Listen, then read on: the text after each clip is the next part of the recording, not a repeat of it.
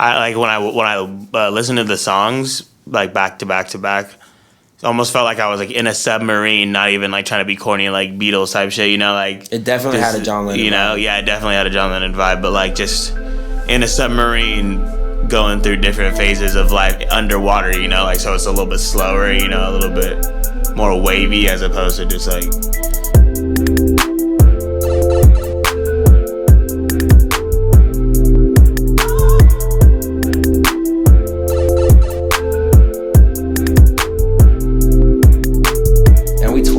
podcast. Twinning. Go get your goat tea now. They're out now. The larges are going quick, so hopefully some of you buff people will pick up some of these XLs. Hey, but if we run out, just know that we'll re-up soon. More will be coming. We will re-up soon. Yo, it's Hindsight. 2020. 2020. Did you guys think about your year? Oh, it's only been like 29 days since your year started, but have you thought about it? I've thought about my year. You think about your week? You think about your month?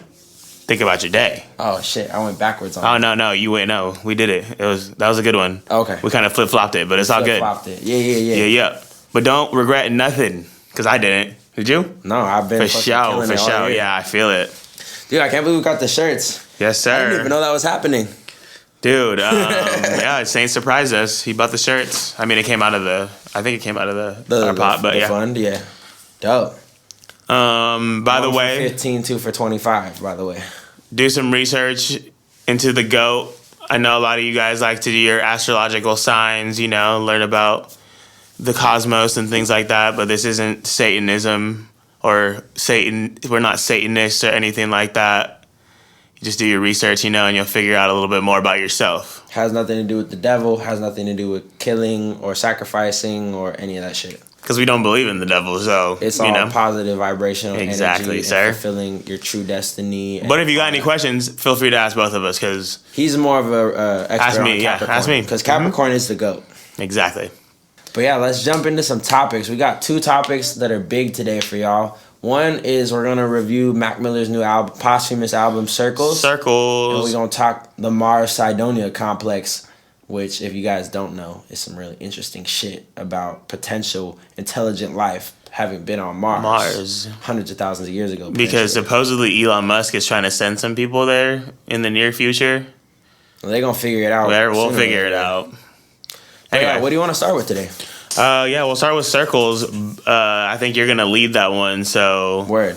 I'll just put my input here and there when something sparks my interest. I'm gonna start off just by reading the track list to y'all. Cool. Song 1 is Circles. Song 2 is Complicated. Song 3 is Blue World. Song 4 is Good News.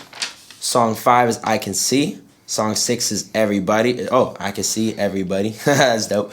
Song 7 is Woods. 8 is Hand Me Downs. Number 9 is That's On Me. 10 is Hands. 11 is Surf. And 12, Once a Day. Once a Day. Damn. This album, I just gotta say, this album was really deep. And it wasn't really hip-hop at all in the sense of like boom bap or rappity rap or trap beats or nothing like that. But it wasn't hip-hop. Yeah, it was just a piece of music. Mm-hmm. What were your thoughts overall on the overall album? Like, how did it feel as a piece to you? To me, it was like one solid song or story, I could say, like, or a movie to me almost. You know, like, obviously people want to depict or, like, paint movies when they make an album or a piece of work or anything like that. But this one, like, the beats and all the sounds were so similar, but not the same, you know? Mm-hmm. So it kind of felt like different scenes of the same movie, if that makes sense, you know? But while also, it was almost like scenes of his whole entire life in just different chapters that he like seamlessly like sewed together with like ambient music as opposed to like, you know, talking like about the nitty gritty that's happened in his life and like all that. He used like what his hindsight was, you know, at those moments in those times. Yeah. It was a very vague in messaging, but like very deep in its feeling. Exactly. If I could put it in a way. Like he wasn't getting hella like detailed in the things that he was saying. He was being kind of vague and mysterious about the things that he was saying. However, one can pick up and read between the lines, especially since he's dead and this music came out after that he died, but he made it when he was alive. It almost seems like his subconscious mind knew something that maybe his conscious mind didn't know when he was consciously writing the music. Because here, I'll just read off some of these quotes that I wrote down that kind of like all tied in. You said it had a theme. To me, the theme was, I'm ready to let go. That's my honest opinion, was that he was just kind of like ready to let go of his ties to his earthly body and rejoin the oneness of the universe. From the first song, Circles, he has a quote, says, don't put any more stress on yourself. It's one day at a time. Getting pretty late, getting pretty late. When I hear getting pretty late coming out of someone's mouth, you can interpret it in the way of, oh, it's getting late, like, let me go back home and go to sleep, I'm done with partying. But to me, when I hear it's getting pretty late, I hear someone's soul is tired. You know, it's getting pretty late. Like the way he sings it in that record, and the sad nostalgic feeling of the song, it sounds like his soul, like in hindsight, it sounds like his soul is saying like, it's getting pretty late. It's time to like cap this life off. You know, you've done what you had to do as Mac Miller. You know, Complicated. He has a line where he says he just wants to get through today. He doesn't want to live forever. He just wants to have peace and feel the moment. In Blue World, he says, let it go, but I never go with it. He doesn't want to hold on to other people's energy that doesn't benefit him. I love that fucking song, Blue World. Was that one of your favorites? That was my favorite song on the whole piece of work. Blue World, for sure, hands down. Sounded like Goldlink produced it or something, bro. Apparently they're friends, right? Remember there was that whole scandal earlier this year where Goldlink went on his social media and was saying something about how Mac Miller's Divine Feminine album was like a bite of one of his works. But he was like apologizing to Mac for feeling resentful towards him, and then the internet like ripped him a new one. Do you remember that shit? No, I do not. Okay, that happened this year. Okay. It happened last year after Mac Miller had died, where he like put out this public statement saying that he felt like Divine Feminine was a rip of his work, and like a lot of people took that shit the wrong way. But yeah, that shit was hard. A quote I like from that song. I'm gonna paraphrase a couple of them, but one of them, he was talking. I think he said, "I'm not God, but I feel like," or not. I feel like God, but I'm not, or something like that. I am a God. I feel like God, but I'm not. That's what he said. I feel like God, but I'm not. Meaning like he feels like he's a God, you know, but like he's creating this world, like this world around him. And then another one where he's talking about, I'm pretty sure he's talking about Ariana Grande, because he's saying that he's riding around town with just him and his bitch. That's a flex. Just him, that's a flex. Just us, that's a flex. Yeah, you know, like yeah. So that was. I feel like memorable posts. Ariana Grande got him hella sad. I think this whole project was inspired a lot by her. His sadness towards not being her love that she gave him a piece of, and he couldn't let go. You know. Yeah. And then a couple songs he gets really into that with the lyrics too. In Good News, the 4th track, he says, "Why can't it be easy? Why does everybody need me to stay?" Now, I don't know how y'all interpret why does everybody need me to stay, but to me that sounds like a soul reaching out for like peace. It doesn't sound like someone that's content. Like, why can't life be easy? Why does everybody need me to stay? Like, why do people need me around to be okay when I just want to float off? That's what I hear when I hear that. I don't know about you. There's a whole lot for me waiting on the other side is the line that follows that up. And then he says, I'm wondering if it feels like summer on the other side. I think he just wanted to go somewhere where pain didn't affect him. And number 5, I Can See, he says, all I know is life is a dream, and so are all of us. I need someone to save me before I drive myself crazy. Like, perceiving life as a dream and wanting to unlock and wake up, like, that's a common theme in depressed people, too. Number 6, Everybody. Everybody's gonna die. That was the hook. I think everybody's gotta live. Why. Yep, everybody's gonna die. Woods, he says, I tried to tell you about a better life and get involved. This one he was talking about Ariana Grande for sure. Because he's talking about a lover that he put a lot of energy into and wanted to match, but the girl couldn't match his effort. The relationship was draining him and he needed to move on, but he didn't want to. Like, the whole record was based on that. Like, he's trying to get out of the woods, you know? It's crazy how emotions can just dictate someone's life so heavily, you know? Like, don't get me wrong, I'm not like a fucking robot or anything like that, you know? But I feel like I have a pretty good grasp on not letting my emotions just hinder my sanity or like my Yeah. the safety of myself, you know, so, type shit. I don't know if you look at it this way, but I kind of look at emotions as like tools, and I choose when I don't want to tap in. Like if it's not going to be beneficial for me to tap into emotion at a specific time, then it's not that I bury it, but like I wait till it would be beneficial to feel that emotion so that I can feel it, I can release it, it can be productive, but it doesn't hinder anything else. So if I know I need to get some shit done during the day, I choose to like not feel it right then, and then I get my shit done, and then I like, you know what I mean? Yeah. Sometimes it's almost unbearing. You have to, you know. Yeah. But, And in those moments, you shouldn't fucking deprive yourself of yeah, exactly. Of doing whatever you need to do. But I think there is something to be said about building up a certain amount of emotional tolerance and endurance. For sure. So that you aren't affected by all the weird, gnarly shit that happens around you. You know? Yeah. But see, like, this will have the world, you know, at its disposal, you know? That's true. So, like, this all goes back to money can't buy happiness. Women can't solve your problems, you know? Not at all. You have to be that person already for the money to accent that. If you're not that person and you get the money, it won't help with shit. Hand-me-downs. I swear I'm here, but I'm there. It's getting harder to hold me down. This is another one of the lyrics where I was like, swear I knew this fool knew he was gonna leave the planet soon. Because he's saying, I swear I'm right here, but it's getting harder for like the world to hold me down. Like I want to leave. Like my soul is ready. Like the whole thing feels very nostalgic. When you get it, do you hear sounds or like messages that you've heard before in his music? That I've heard before, that he said, like... Not necessarily that Mac has said before, but does it feel nostalgic? Yeah, but it feels nostalgic of a lot of his old songs too as well, because he has had a lot of, you know, alluding to drugs, like you can't spell God with a little OD. Like, you know, just stuff like that, you know, like there's always been those little subtle hints that Mac's always put in his music, especially after he got into the psychedelic phase. Like, yeah. I think that swimming. Well, and the one watching cartoons in the dark, or what was it? Red Dot Music. That's a song on there. Yeah. Watching movies in the dark or something like that. Yeah, that was a crazy ass album. That was a psychedelic album. There's some classic records on that album too. The one with Action Bronson, that's Red Dot Music, and then there's some other classic records on that album too. Friends. That's a fucking crazy anthems, one, bro.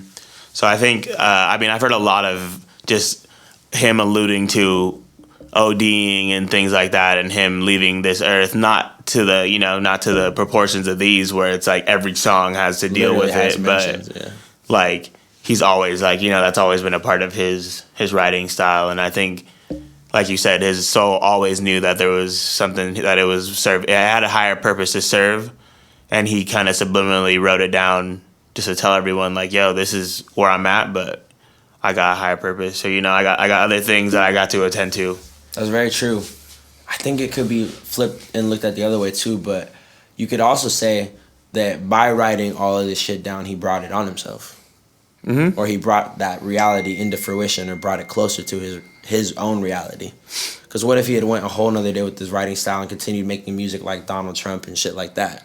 Then he might still be on that like different party wave, like making hype music, not necessarily like alluding to his death. Yeah. All famous artists that have alluded to their death a whole shitload of times have always passed away. Tupac, Biggie, XXX, Juice WRLD, Mac, a lot of people.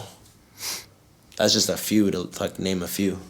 I mean, at this point, death is inevitable, and the way social media is set up, you know, we're seeing so many people all the time, you know, like it's unfortunate that it was Mac Miller, you know, but if it wasn't Mac Miller, it was going to be somebody else. So like, it's just, it's always just someone's dying, you know, and then if they're not famous, we're not going to hear about it, but that doesn't mean someone didn't die. Just literally right now, I guarantee you someone just died, you know, like it just, well, there's also more people in the limelight now too. Exactly. People have to remember that with more people being stars and being in the limelight, public figures, influencers, all that type of shit, you're gonna see more of them die just because there's more of them. Yeah, exactly. So the ratio will scale up, and it's not that more people are dying than normally would be dying. It's just there's more people visible.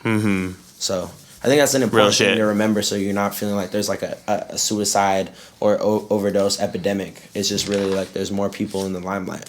Real shit. And That's On Me. I mean, not to say that there isn't a suicide epidemic, you know, there are people that, yeah. I mean, suicide itself isn't. Yeah, exactly. Not even one person should kill themselves, but yeah.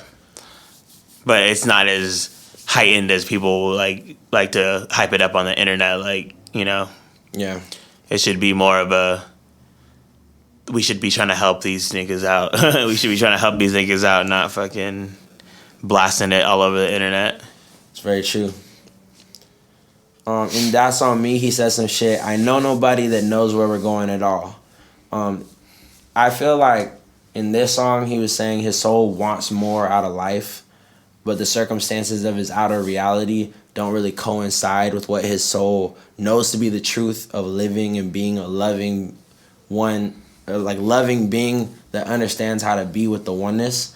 Like, I feel like a lot of people that are talented and that can create art in the way that Matt created art probably feel really misunderstood, because most of the world just looks up to them like they're some sort of idol, but doesn't understand how to vibe with them on that frequency. Mm-hmm. I've definitely thought like that too. So when he's saying that's on me, he's pretty much saying like, it's all on me. Like, at the end of the day, like, all this energy that I'm creating, other people aren't matching it. It's all on me. Like, I don't know no one, and I don't know anyone that knows where the ship is taking us. It's on me to like figure out where I'm going. Like, and I don't know. I just feel like he felt the world was kind of purposeless or lost at this moment in time. That I mean, that's definitely how I feel a little bit. But I like when I listen to the songs like back to back to back. It almost felt like I was like in a submarine, not even like trying to be corny and like Beatles type shit, you know, like it definitely had a John Lennon, you know, vibe. Yeah, it definitely had a John Lennon vibe, but like just in a submarine going through different phases of life underwater, you know, like so it's a little bit slower, you know, a little bit more wavy as opposed to just like choppy, you know, you're just underneath enjoy, like just soaking in every single, I don't know, every single experience that he's ever had. I'm talking about like conscious experience, physical experience, you know, like I feel like he embodied it in here, and like things that I bet, like I heard a lot of lines, like I can't even like remember some of them, but just things that I bet he wanted to tell people, you know, before he died, like, but they're just subliminally hidden, like I wanted to tell you this, or like this is how I feel about these certain situations, but he just puts it in music so well that it just blends in with the next line, you know. So the person that was meant to hear it is gonna hear that and be like, oh shit, that was for me. That was crazy. The craziest part is if he had dropped this while he was alive, we wouldn't be like analyzing it the way that we are. Like it would just seem like, oh, he's talking that mysterious shit again. But in reality, it's like it's not mysterious if like the things that he was saying came to fruition and then the music came out later. Yeah. You know? In Hands, he says, why don't you wake up from your bad dreams? I bet you wish you had days, because carrying this weight will break your glass knees. Like, it just sounds like someone that just doesn't want to be here, bro. He just like...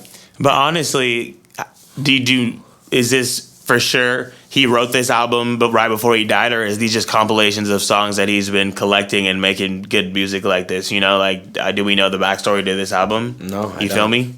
You're right.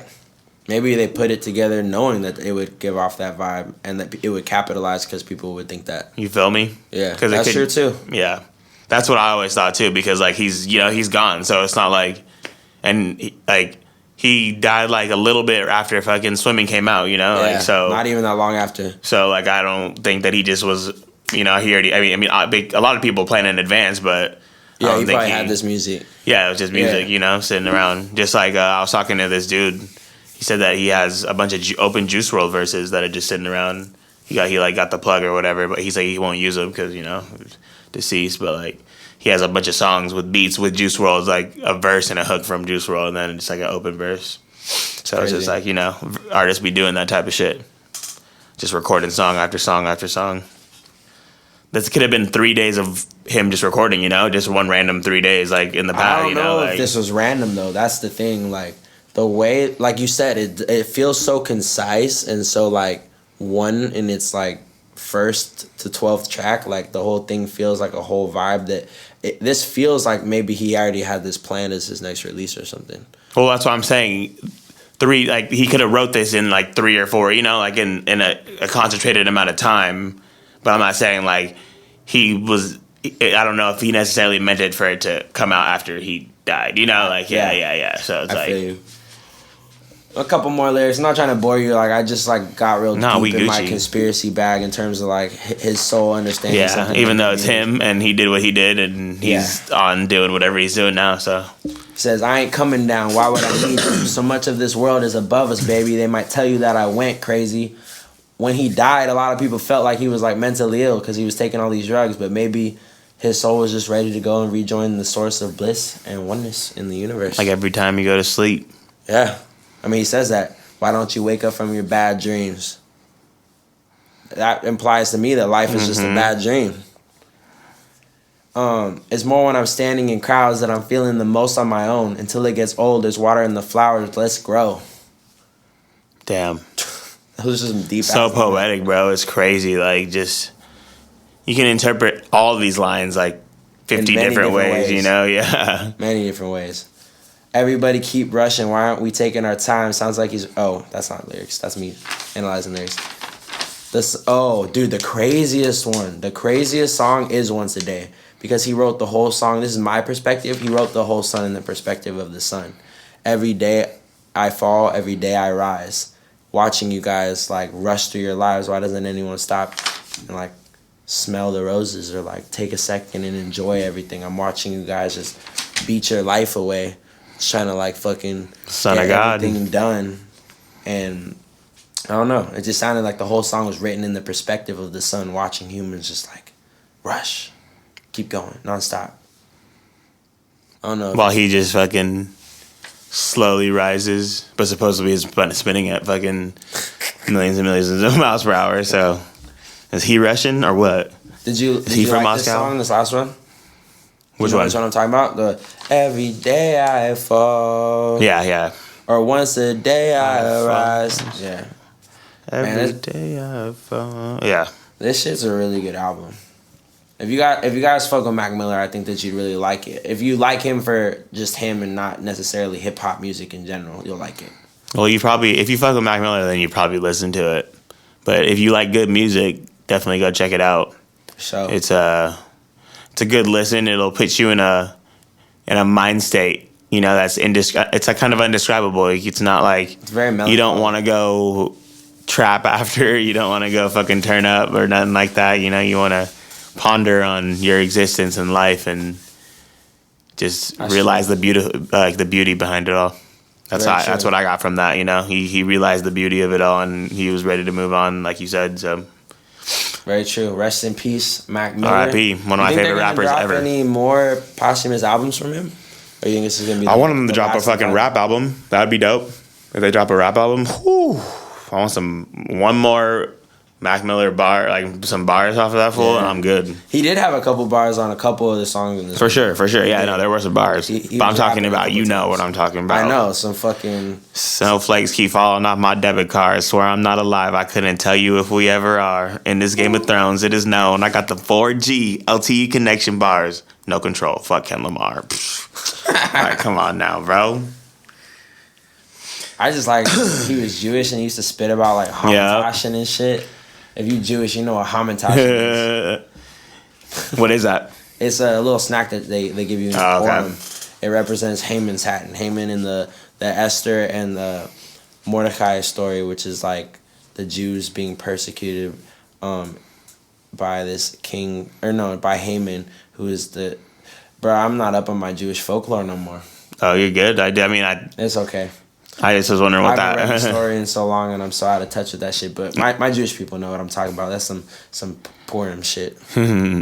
Anyway, sorry that the little first tone of the album was so not necessarily hype, but like we're vibrational. We're both kind of sad because Mac was a very influential person in both of our lives. So let's bring the energy up a little bit and talk about some alien UFO Science. Mars. Ooh, that was actually some perfect science. All right, yeah. So we're not experts, bro, but we are just trying to influence you guys to do research. Fucking open your mind, bro. Like, it's cool to want to make music. It's cool to want to be a real estate agent. It's cool to want to, make this money, do what you got to do. But it's also really cool to understand your history, understand your surroundings, and everything that goes into that, because that's what makes you want to do what you want to do. But yeah, let's get into some Mars talk. Mars. lead Oh, I got a song called Cydonia coming out. Do you really? Well, probably this year, but you know that song, Mars. You're gonna call it Cydonia? Cydonia, yeah, it's called Cydonia. That's dope. Cydonia, the Knights of Cydonia. You should definitely have the cover art, have that shit in the background with your like face in it. My face has or something. dude, someone could CGI your face into the Mars face. Yeah. Oh That's shit. what I thought you were talking about. That'd be crazy. But you probably don't know what we're talking about yet. Okay, did you write down that dude's name? Yeah, his name was Paul Goddard. Goddard, there you go. Paul Goddard. So he's a researcher, and so basically we're watching a video about Mars. If you guys don't know, it's called the Avebury Complex, which is located in England. I'm pretty sure the UK. Avebury Circle, sorry.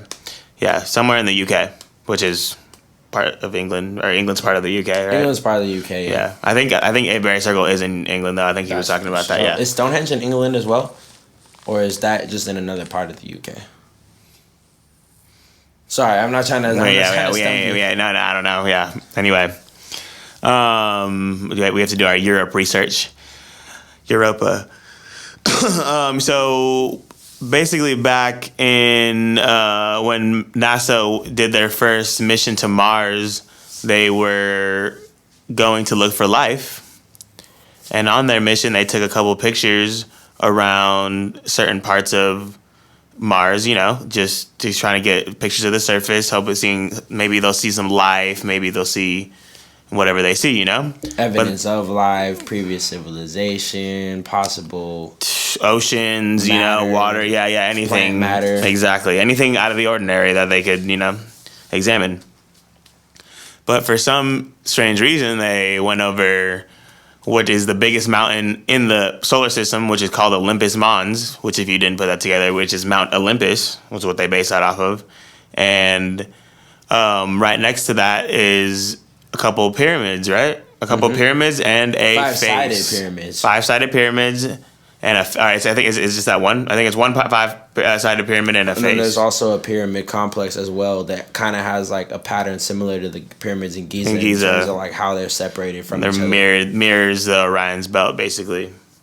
But with that being said, we have to discuss the fact that every planet has a energy source that is like has a high concentration of energy that comes out of it at a 1947 degree angle. If you have a sphere and you draw a triangle or a tetrahedron in the middle of it and make a 19.47 degree angle at the tip of that point, either at the north or the south pole of that tip, there'll be the highest concentration of energy on that planet. And the Earth has that too. The Earth one has one, and it's Hawaii. It's in Hawaii. It's a volcano.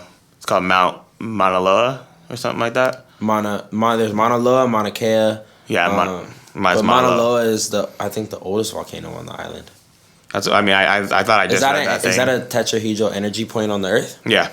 Dude, I was there on the beginning of the year. I actually got to drive around Mauna Loa and see some of the 1920 lava flows and other shit. So yeah, that is that. And on Earth, on Saturn, there's this humongous hexagonal shaped storm that's on the North Pole that is unlimited. It's like I think it could take up 6 Earths, I believe. I saw that in the video. Yeah. And so it basically just fucking just keeps going in this crazy circle, and we can get super into Saturn later. But so basically, yeah, every planet has that. Jupiter has like this red storm. It's like the red eye of Jupiter. Neptune has one. Real quick. Yeah. On Earth also, not only is there stuff at the tips, but a lot of the megalithic structures that are on our planet are along the lines of the tetrahedron. So there are gnarly energy points on the points of each of the triangles, and then there's megalithic structures on all of the lines. Exactly. And they all line up geometrically, which is not just a coincidence if you really want to think about that. Meaning a lot of people would say it's a coincidence, but it's mathematically lined up on a fucking and math does not lie. Math does not lie.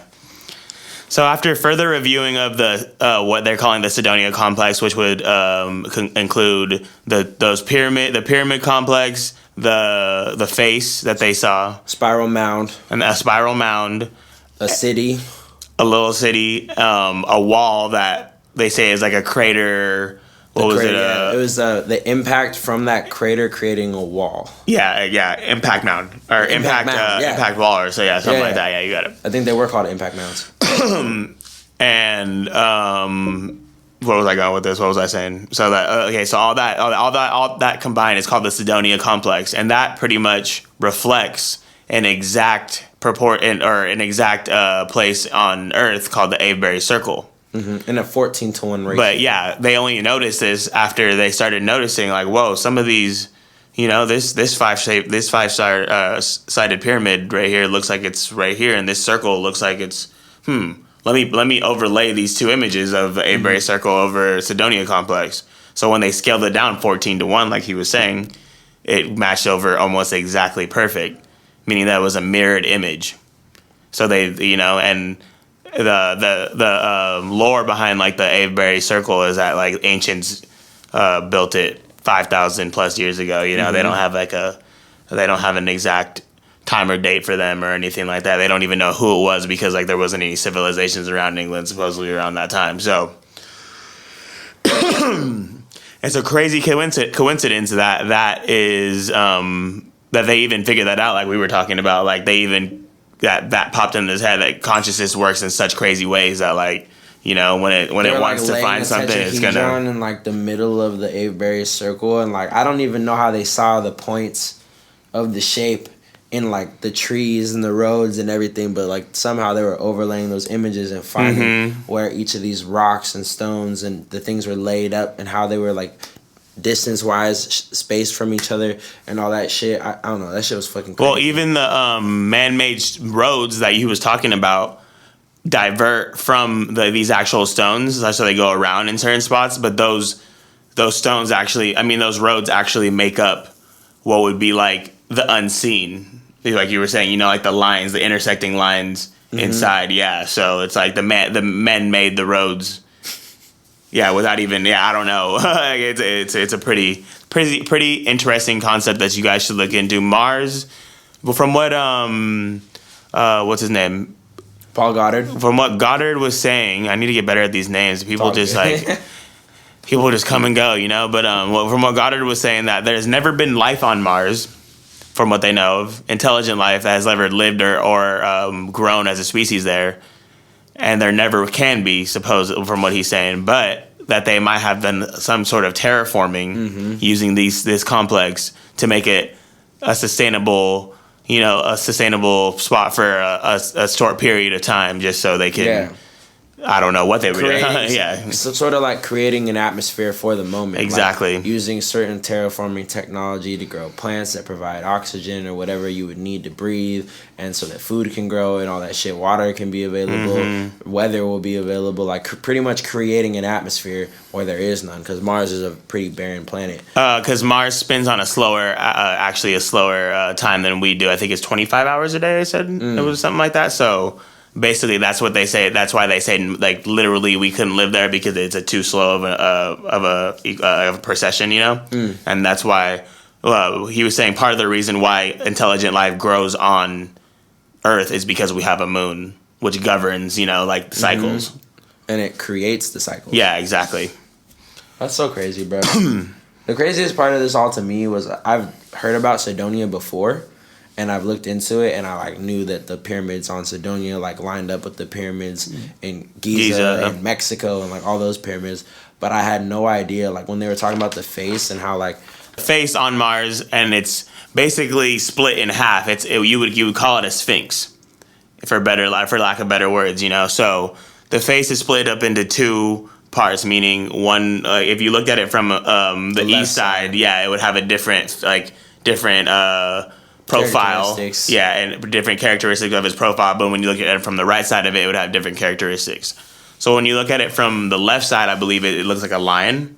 I think the right side is the lion. Is the right side the lion? I thought the left had to do with the heart. So looking down from space, it's the right side. Looking up to space, it's the left side. Okay. Yeah, you're right. Okay. So so it's half lion, half man, meaning that we are, a lion has to do with pride, love, and that's to do with your heart. There's this big symbol in ancient times. And then the man, you know, is just like your brain. We were given the gift of thought by whatever God you want to, you know, that whatever consciousness gave it to us, you know, us, you gave it to yourself, but that's a different topic.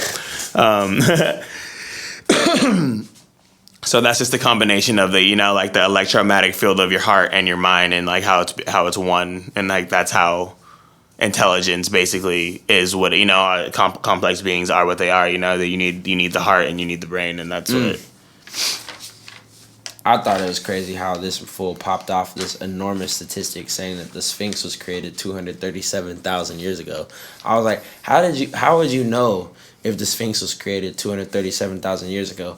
But like I believe that could be possible because in those Zechariah Sitchin books that I read, the Lost Book of Anki and all that, they talk about how like the ancient astronauts came like 400 something thousand years ago, and for like the first little bit of time they like did their own thing. Like they weren't really fucking with the other species on the planet. They built their own cities, they did their own shit, and then they got tired of working, so they built the prototype human being, infusing their DNA with lower hominids, and then eventually got it right, and then got it right to the point where those beings could then mate, and then they become a slave class.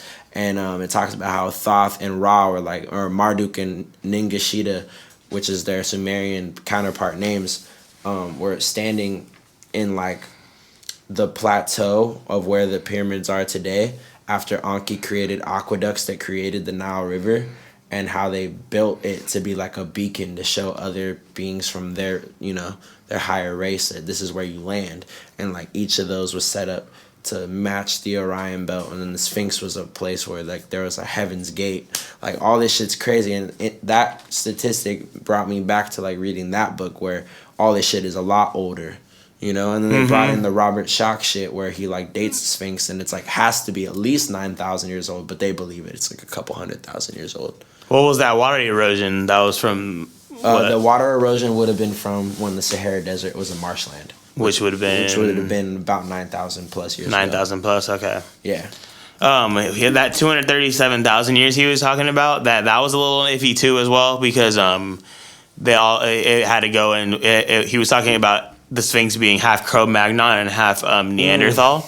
Yeah. But the thing about when they trace back Africanoid DNA or whatever they want, Negroid DNA or whatever they want to call it, you know, they don't have traces of Neanderthal in them. So there's no, it's like, you know, there's just that weird line where, you know, like this whole thing of evolution is just totally, we got to reconsider how, you know, evolution is a thing, but not the way we think it is, you know. And if time isn't linear, it's not even like a linear progression either. Exactly. Waves of progression. Exactly. The crazy thing with the about electronic universe. What I believe is that fucking face is African regardless. Oh yeah, for sure. It doesn't look like, he was saying that the Sphinx face was like partially Neanderthal, partially Cro-Magnon, split from like the bottom to the top rather than from the left to the right. I look at that thing and I see a straight up African face. I don't see an Arabic face. I see an African face. And also, we have to remember that shit's been changed many times. So, you know. Some people believe it was a lion's head. Some exactly. people believe it had a different god's face on it. See, so that whole thing, that was a little iffy. But a lot of the other information was really, really interesting. I know they did a lot of their measurements. So, like, it's just. There's a lot of math in that shit. A lot of math. It's just interesting to know that if you go back and start researching all these ancient religions, like you could even go to the Bible and learn a lot of things from the Bible, but they're all it's all reference to these celestial bodies, literally, and you can find the numerology in all of it, like that 1947, like where all like where the power, like, you know, where all the energy like is concentrated, and the star tetrahedron, 1947. The year 1947? What happened? Enlighten me. Roswell. Is that the nuclear weapon? No, crash of Roswell, the UFO crash. Oh, shit. Oh, well, then you got the crop glyphs. Like, I had never really taken too much time to dive into what crop circles were.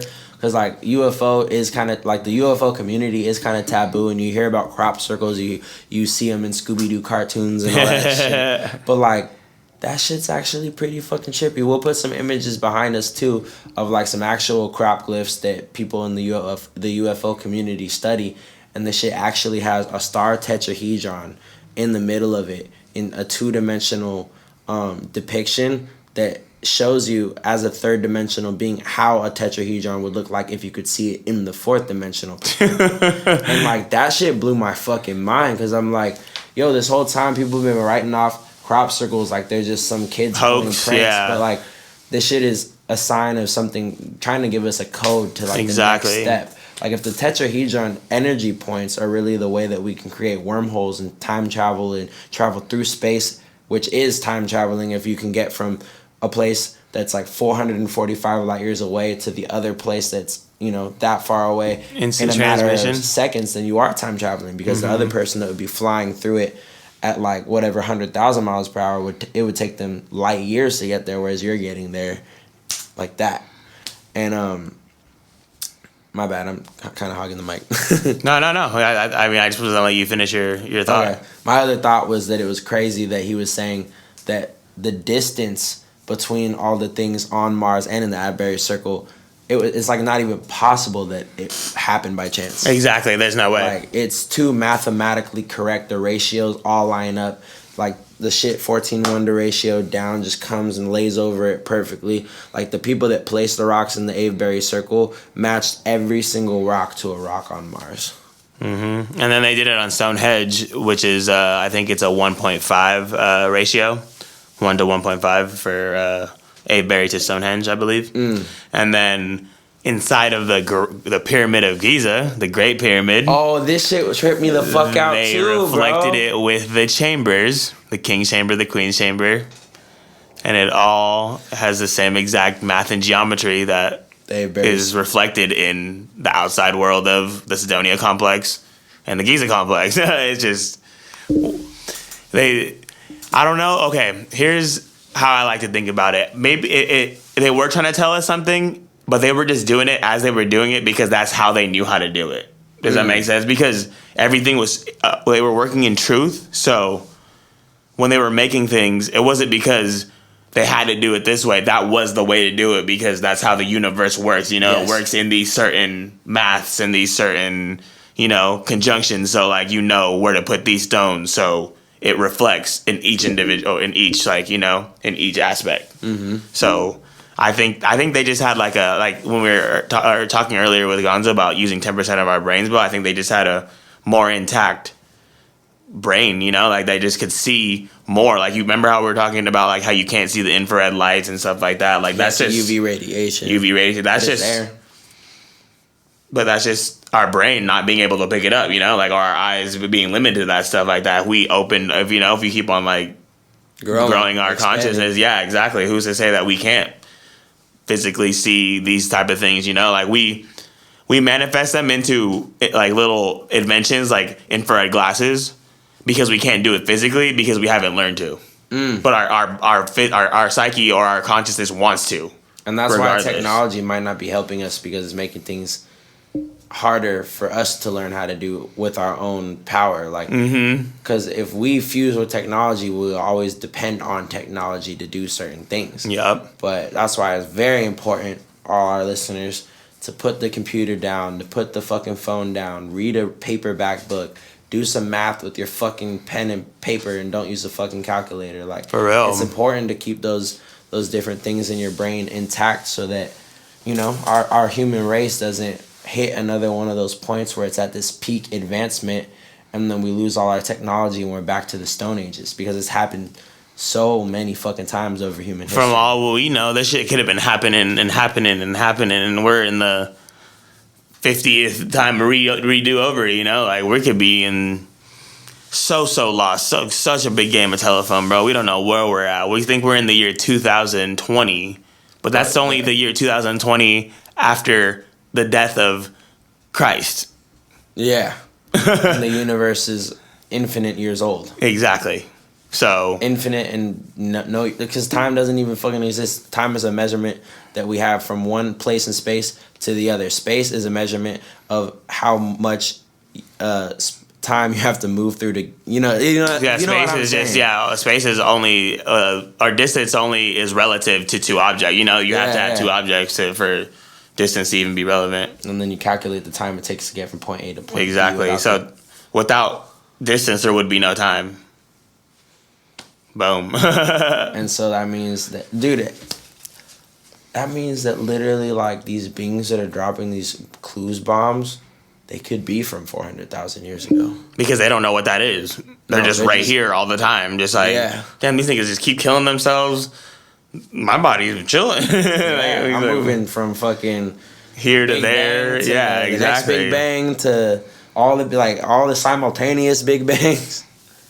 But even if you don't want to get into all of that, it's good to be a good person. You know, we got a lot of other things on Earth to worry about. But science is cool. You know, it helps figure out where we sit in this whole grand scheme of things. But like, let's all be nice to each other, bro. Let's all grow up. It's 2020. It's time to really respect everybody and treat everybody the way you like to be treated. You know, as cliche and corny as that sounds. You know, like, there's a lot of things that we need to that need to be addressed. Like, we were talking about the music industry earlier and how a lot of things get extorted or exposed because of just if they know it's gonna sell, or it just that doesn't even just that stems past the music industry. That stems to anything that people like to sell out. So when people talk about like, oh, would you sell your soul for this? So he had to sell his soul.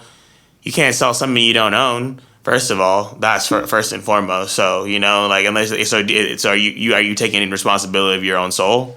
Because if you're selling your soul, what you're basically saying is that you're giving the rights up to your morals. Yeah, integrity, exactly. Because you can't physically take this out, and unless behind the scenes these fucking new niggas know how to do some crazy rituals or something, but you never know, that could be something going down too. But exactly. But I think in more real terms, selling your soul is just selling out and selling, and not staying true to yourself. So yeah, I think it's time that we like really pay attention to what it is that we're actually saying when we open our mouth and say something. Real shit. Because there's bags that people get into where they're just like saying the shit that everyone else is saying, not really thinking about the effect that has on their outer reality. And on some law of attraction shit, what you say you want is what you'll get. So if you're constantly talking about death, you're constantly saying that you don't deserve something, you constantly talk about not wanting to be happy or you can't be happy, like you're just pushing yourself farther and farther away from the things that you think that you want, but your speech doesn't reflect it. And like he was saying about the music industry, like what came first, the chicken or the egg? What came first, musicians being exploited by the industry, or the people demanding something from musicians and then the industry just capitalizing off of it because they see that it could be profitable? Like, we don't know which of those two came first. We don't know if, the street... Well, I mean, we can kind of tell that it was, like what you said, is the industry capitalizing because they are just talking about their story, Yep. Yeah. So it's like those niggas that are running the industry don't have that same story, so they just know what's hot. So, like... Yep. But it's not about, I mean, it's not like, I'm not saying it's not about it, but it's like it's less what came first, the chicken or the egg. It's like what helps fix that problem, because like fucking, obviously gangster rap is going to be they created the gangster rap. Like, we created ghettos, like in the 20s, like African Americans, minorities were doing well for themselves, and like the KKK and like all these other groups started, like hate groups continued to bring them down, like making it like making it hard for them to even progress just as normal human beings, But just the fact that they let us into this music industry, all right, here, you guys want to make a little bit of money? Talk about how much you guys kill yourselves and all the drugs that we gave you guys, it's just I want people to wake up, man. Like, I love all the new artists, more respect to fucking the African American, the white person, the Mexican, the Latino, more respect to you guys to make the best possible music. But like we were talking about earlier, bro, like, you can't just go say you're going to shoot a nigga in a lyric and then on an interview being like, no, I'm actually about peace and prosperity. I meditate 3 times a day, and then you get in the booth. I'm just talking about that shit because I'm popping. Yeah, exactly. Like, that doesn't help the situation at all, just so. And to be honest, like, the people that really delve in those types of situations don't even glorify it. Like, people that are really doing it. Exactly. A rapper's job is to talk about what's going on in the street because street dudes can't talk about it or they'll get arrested. And you see street rappers that are actually in the streets get arrested all the time for talking about what they're actually doing. And while that shit is what it is. Like, that shit isn't something to be modeled. Like, it's not something that young kids should be like, you know? We're never gonna, like, you should be able to tell your story, but, like, the industry shouldn't be going after that to give them the fattest check, to then promote that and then bring it back all the way around. Like you said, ghettos were created by the fucking system to control minorities. You know, ghettos were created in fucking Poland and Germany to house the Hebrew people in exactly, the 1940s, and then that shit fucking came full circle. Dude, there were rumors, like, I don't know, I was reading this thing where, like, people were saying, like, we got to get out of Germany, yo. You know, this thing's coming. Like, you know, like, there was already a plan, but, you know, people would be like, nah, you tripping, homie. You know, like, what you mean, bro? Nigga, you going to sick one. Ain't no one coming to my hood, you know, stuff like that. Yeah. And then, dude, boom, them niggas came to the hood. The Crystal Nacht. Have you heard of that? The Crystal Nacht? Isn't that like that? That's the famous night that, like, literally all the Jewish people in Germany, like realized that it's all the windows that are breaking and everything. Yeah, every business was broken into, tagged up. People were ripped out of their homes, like. But the night before that, everyone was on some shit like you just said. Nah, that shit can never happen here. You feel me? Nah, Exactly, that shit can bro. never happen here. Nah, a lot of them had the opportunity to leave the country before Hitler came to power, but they heard rumors about this Nazi party being formed and, like, all this shit potentially coming down the pike. But a lot of them had too much pride and didn't really like. And most of us would. Exactly. That's what I'm trying to say. Would. You know, like, it's time for us to realize the trap that they're setting for us. Why do you think it's called trap music? They trapped us in this to make the music about it. But anyway, besides all that, it's just a reoccurring theme. You know, they play both sides of the party, or both sides of the conflict, fund both of them, and then play the good guy, and then act as the good guy no matter what it is. So it's a divide and conquer. So they're in a certain type of context. One couldn't paint them out to be the bad guy when all they're doing is just giving a platform for the shit that's already going on. You feel me? You know what I mean?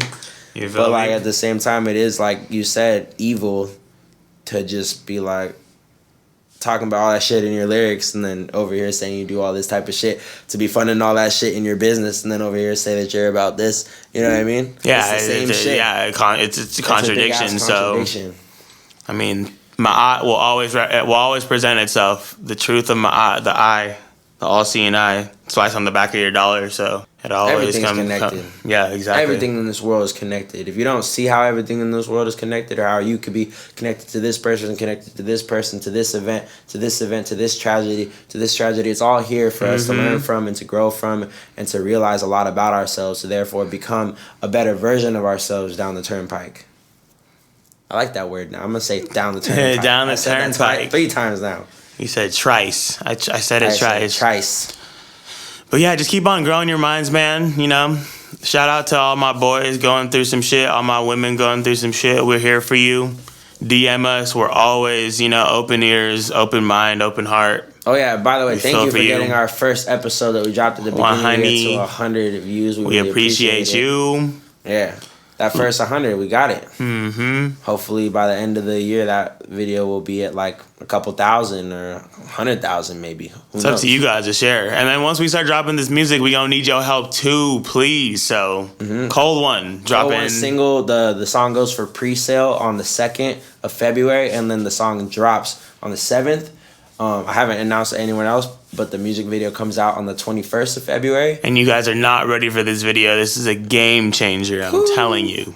Yeah, and he's got some shit cooking up with his girl too. Cooking up, yes, sir. We might just drop the single, I might wait to drop the video, so it might be a couple months, but we'll see how everything's looking. Because if my squad's eating, I'm trying to eat with them. You feel me? Merch too, y'all. Yep. Gotta Hit us get up. the merch.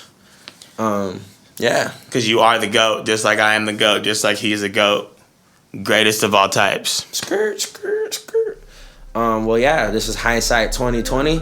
Think about your year. Think about your month. Think about your week. Think about your day.